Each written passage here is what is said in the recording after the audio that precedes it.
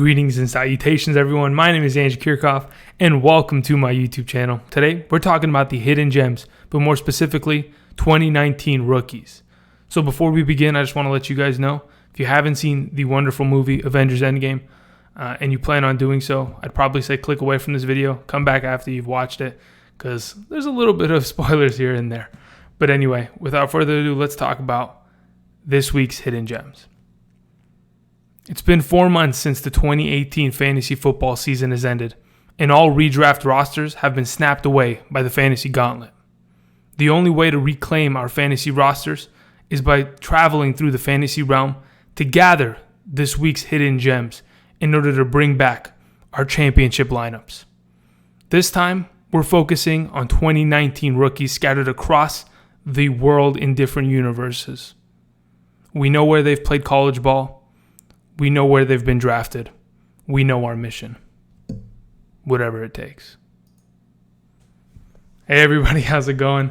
Hope everyone's doing well. Yes, we've brought back the hidden gems this year. And don't worry. Listen, the Fantasy Gauntlet, it's still sitting here. You see? I'll just boom. Woo! Look at that. Woo. I can't be shining it too much. It's very valuable, has a lot of power. But I'm going to talk to you guys about where our hidden gems come from this week and how we reconstructed the Fantasy Gauntlet for our use. So let's talk about the first player. Let's talk about the Mind Stone. Let's talk about Marquise Brown out of the University of Oklahoma as this week's Mind Stone. So Marquise Hollywood Brown, cousin of Antonio Brown, right? When I learned that, I was like, geez, okay, that family's, they've got some ability.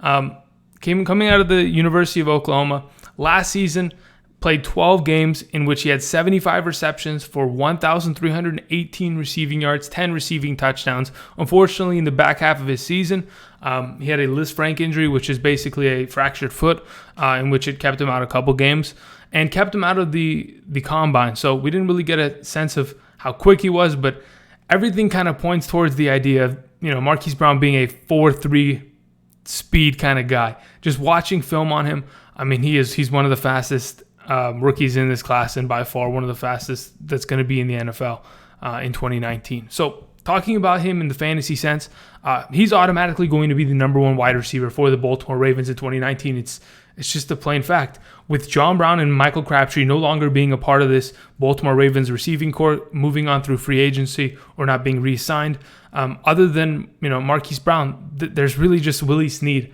and a couple tight ends that are really main contributors in this Baltimore passing game.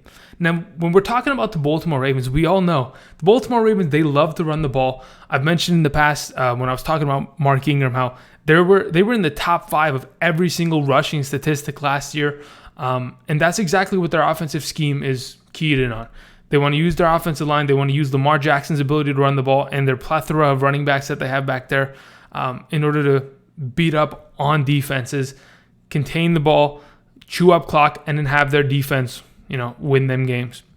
That's exactly what they did last year. So when we talk about a guy like Marquise Brown, who is a top flight speed receiver coming into this offense, many of us may be concerned about Lamar Jackson's ability to throw the ball. It's pretty obvious that he's pretty inaccurate. He had trouble last season for majority of the season, especially in the games that he started, completing just simple, easy passes. But I don't doubt that the Baltimore Ravens, they've multiple times mentioned this past offseason, they would address the wide receiver position very carefully, because when they're bringing in a receiver to this offense, they know that this is a run-first offense. But why does Marquise Brown stick out to me as the Mind Stone, as the hidden gem for this week? Well, what is the Mind Stone about? It's about deception. It's about tricking others into thinking what you want them to think. Specifically, where do we find the Mind Stone? In 2012, we find it at Stark Tower, where Loki originally has the scepter, correct? And then all of a sudden we have Cap and we have the Hydra agents, and all he has to do is give him a quick Hail Hydra, and the Mind Stone is his. And that's exactly what the Baltimore Ravens are going to do this season with Marquise Brown. A guy with top flight speed, the ability to separate, similar to a guy like Deshaun Jackson. Smaller stature, but goodness gracious, can take the top off the defense. Marquise Brown is going to be a part of that deception as the Baltimore Ravens come into a weekly, matchup thinking, hey, we're going to run the ball and then we're going to hit him with the play action and Marquise Brown over the top, similar to a Tyler Lockett. That's where Marquise Brown sits, and he is our hidden gem for the Mind Stone this week. Moving on to the second hidden gem. We have here the Power Stone. Moving on, we have to go to Morag, the planet, in order to collect the Power Stone. And who is that? None other than DK Metcalf. I mean, I couldn't have thought of a better Power Stone. Let's be honest. Look at this dude. He honestly looks like he took super soldier serum like Captain America. I mean, he is the human Terminator, for God's sake. So let's talk about DK Metcalf, the 64th overall draft selection of the Seattle Seahawks in the second round in 2019. In 2018, statistically in college, playing for Ole Miss, he had about 7 games played before having a season-ending neck injury, which was a cause for concern. But in those 7 games, 26 receptions, 569 receiving yards, over 20 yards per catch on average, and 5 receiving touchdowns.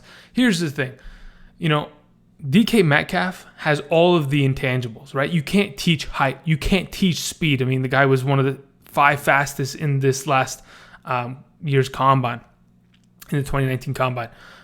He has the speed, he has the height, he has the strength. These are intangibles that really you can't teach a player, but you can teach them technique, you can teach them ability, to go up and get a ball. And that's something that they're going to be able to teach DK Metcalf. Coming into this Seattle Seahawks offense, let's be frank with it.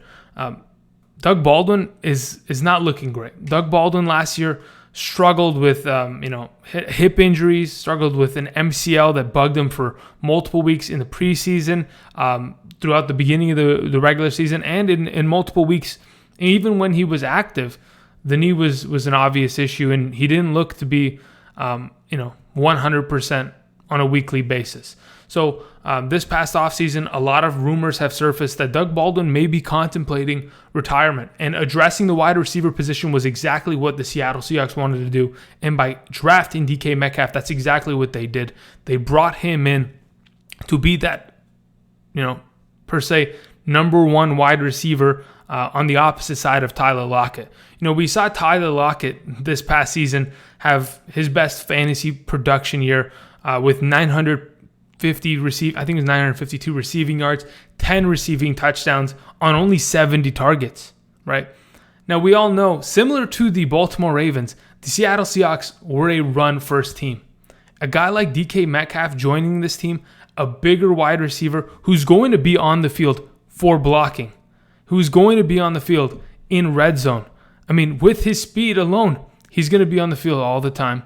And especially with Doug Baldwin, future in question, DK Metcalf is absolutely a hidden gem going forward. A statistic that I wanted to bring up, Russell Wilson in the 3 of the last 4 seasons has thrown 30-plus touchdowns, right? Even with this newer offensive scheme where they're continuously running the ball. I'm sure they're going to rein back on that to give Russell Wilson more opportunities to win games, because he is their best player. He is the highest paid player in the NFL as of right now.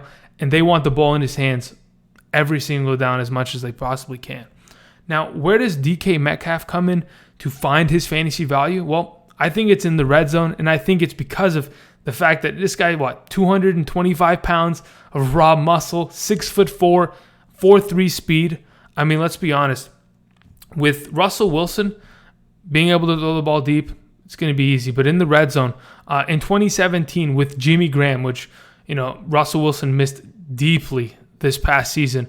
Jimmy Graham led the league in 2017 with the most red zone targets with 26, had 16 red zone receptions that led to 10 receiving touchdowns, which had Jimmy Graham in the top 5 of tight ends. This past season with the Green Bay Packers, where did he end up? Nowhere even close. Jimmy Graham struggled a lot. And I think DK Metcalf, as that bigger wide receiver coming in to the Seattle Seahawks offense, that's where he's going to serve, and that's why he is this week's Power Stone. All right, moving on to the third stone. We're moving to Asgard to talk about Mecole Hardman. Specifically, obviously, it's not a stone we're going after. We're going after the ether, which eventually becomes a stone, okay? Continuity, okay, people? Continuity. All right, anyway, let's talk about Mecole Hardman, because really He's a special player. And I don't think a lot of people prior to the draft were paying attention to him, but because of where he was drafted to, it makes a big difference. Mecole Hardman was the 56th overall pick of the NFL draft in the second round to the Kansas City Chiefs. Now, why is that important? Well, Mecole Hardman, another one of these receivers. I mean, this is 3 back-to-back receivers that are running in the 4.3s. I mean, what are we talking about? These are some of the fastest receivers, some of the fastest receiving court draft classes that I've ever seen, and they keep getting quicker. So, speaking of the receiver from Georgia, last season in 14 games, he had 35 receptions for 543 yards and 7 receiving touchdowns. Really, statistically, didn't make a big splash, right? Comparatively to other guys, wasn't too outstanding. But that being said, Mecole Hardman perfectly fits into this offensive scheme. As a guy that's great in the return game, as a guy that has fantastic speed to take the top off of the defense, he fits perfectly with this offense. And this is why he perfectly fits with the reality stone, because the reality of the situation for the Kansas City Chiefs is that Tyreek Hill, his situation is not looking great. Tyreek Hill, his off the field issues, the domestic problem that he is going through, it's pretty ridiculous. It's getting to a point where a lot of us are assuming and kind of leaning towards the idea that chances are Tyreek Hill is going to be put on the commissioner's exempt list, and he's going to be suspended for a large majority of next season. And what we've seen with the Kansas City Chiefs is they are not tolerating that. They were quickly able to, cut Kareem Hunt, who is a franchise running back, with no remorse. They are not a team that is going to stand for that.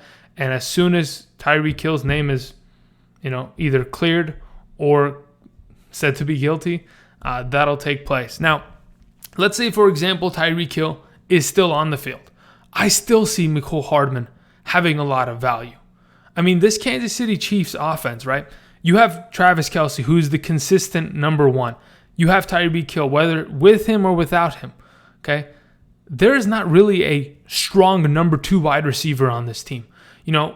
Chris Conley, who is kind of the number 3 wide receiver in the last couple seasons, he is now with the Jacksonville Jaguars. Who they bring in? I think they brought in Travis Benjamin? Yeah, the Fat Albert, I think. They brought him in. That didn't work out. No big deal. He's gone. Sammy Watkins hasn't played a full 16-game season since his rookie year in 2014. Putting that into perspective.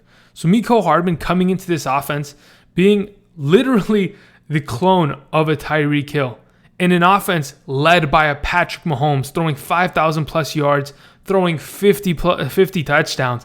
I mean, goodness gracious, he fits perfectly within this offense. He's a guy that's going to work in special teams. He's a guy that they're going to use in the backfield, whether it's in jet sweeps, handoffs, reverse handoff, doesn't matter. He's going to be all over the field. Mecole Hardman is this week's reality song because of the reality of the situation.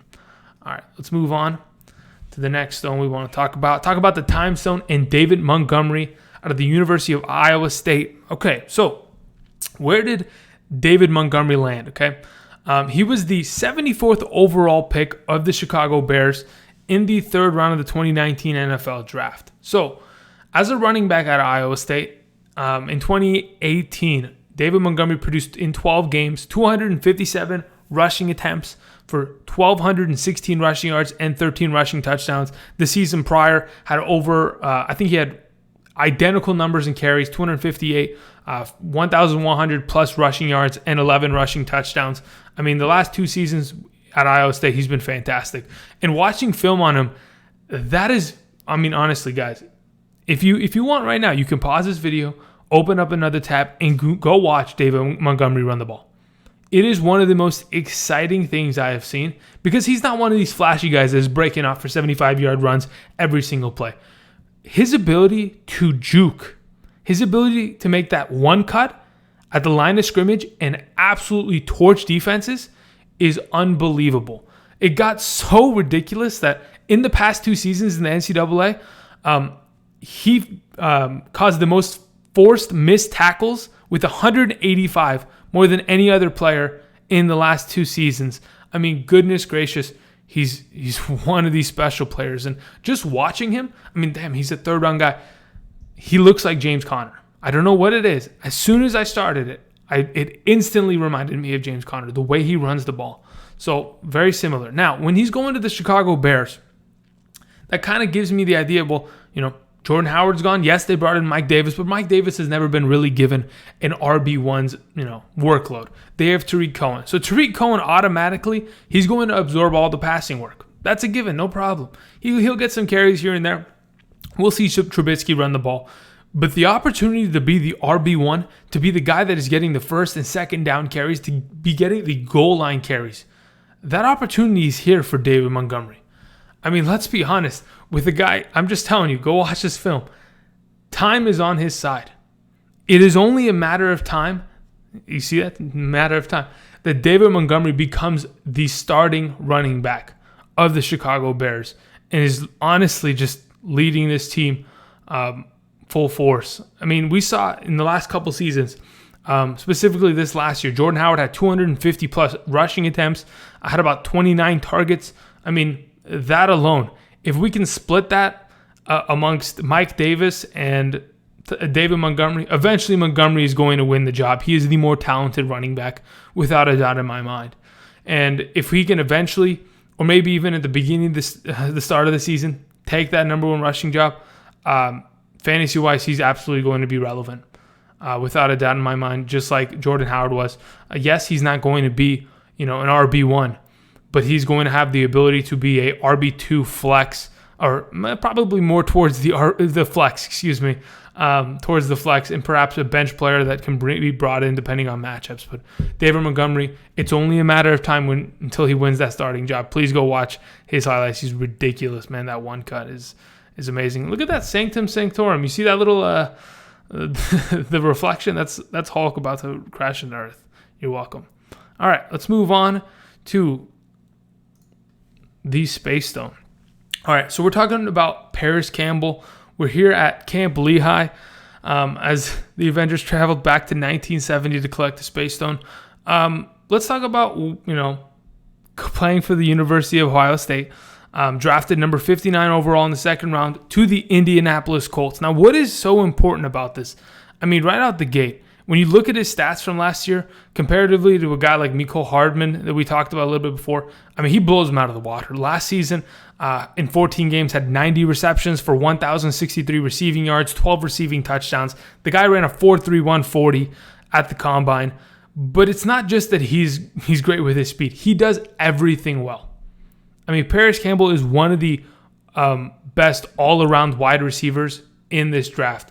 And I'm surprised he fell so far. But goodness gracious, that's what makes him that hidden gem. Going into an offense like the Indianapolis Colts, you think initially of T.Y. Hilton, and you think, okay, who else did they pick up? Devin Funchess. Great. Devin Funchess is going to eventually lose that job to Parris Campbell because this guy, he cannot be denied to be on the field. No matter where you line him up, whether it's in the slot where he was very successful last year at Ohio State, or whether it's outside where he's going to use that 4.31 speed. I mean, goodness gracious. We saw him be used out of the backfield, jet sweeps, handoffs. Parris Campbell can play anywhere on the field. He is an offensive Swiss Army knife, similar to Nyheim Hines's, but even better, especially in the receiving game. And joining an offense like the Indianapolis Colts, who last year kind of really struggled to find their wide receiver too. They filtered through guys like Chester Rogers, Ryan Grant, Dontrell Inman, Zach Pascal. All four of those guys last year accumulated 209 targets, 143 receptions for 1,391 yards, and 8 receiving touchdowns. Now you may be thinking, okay, well, isn't that Devin Funchess' job? Let's be honest, Devin Funchess couldn't keep a job with the Carolina Panthers. DJ Moore came in, Curtis Samuel came in, and they pretty much played him out of a job. He's only been signed to a 1-year deal with the Indianapolis Colts, so it's up to him to prove that he's capable. Yes, Devin Funchess can work in the red zone, but Parris Campbell going forward as a hidden gem. Why is he a Space Stone? Because he's going to teleport himself into this fantasy lineup. Bye-bye to Devin Funchess. All right, let's go ahead and move on to the last hidden gem for this week. We're talking about Noah Fant, tight end from the University of Iowa. All right, so Noah Fant, goodness gracious. Now, he was a first-round pick, 20th overall of the Denver Broncos. Being brought in as a tight end in the first round. Okay, yes, there was 2 tight ends taken in the first round, and I'll talk about the other one in a little bit, but Noah Fant is this week's soulstone, and I'll get into that. But in 2018, statistically, in 12 games, had 39 receptions for 519 receiving yards, 7 receiving touchdowns. The year prior, 400-plus receiving yards and 11 touchdowns. So he's been consistent in the last 2 years at Iowa. So here's the thing about Noah Fant. He is, and I say this often, he is a wide receiver in a tight end's body. Now, who else do I talk about that? I say that all the time about Travis Kelce. Travis Kelce is a wide receiver in a tight end's body, and that's exactly what Noah Fant is. Having run a 4.51, that's a fact, 4.51. I'm not thinking about it. I just didn't want to look at my screen. He ran a 4.51 40 in this year's combine. The dude is an absolute monster. Whether he was playing with his hand in the dirt or out wide as a wide receiver, I mean, they had to cover him with cornerbacks, nickelbacks in order to cover him. And to be honest, you can't really do that. With 4.5 speed, if you go ahead and put a linebacker on him, he's torched. If you put a corner on him or a safety on him, they're going to have trouble because as soon as the ball is in Noah Fant's hands, he's running you over. Plain and simple. He's one of the strongest players on the field.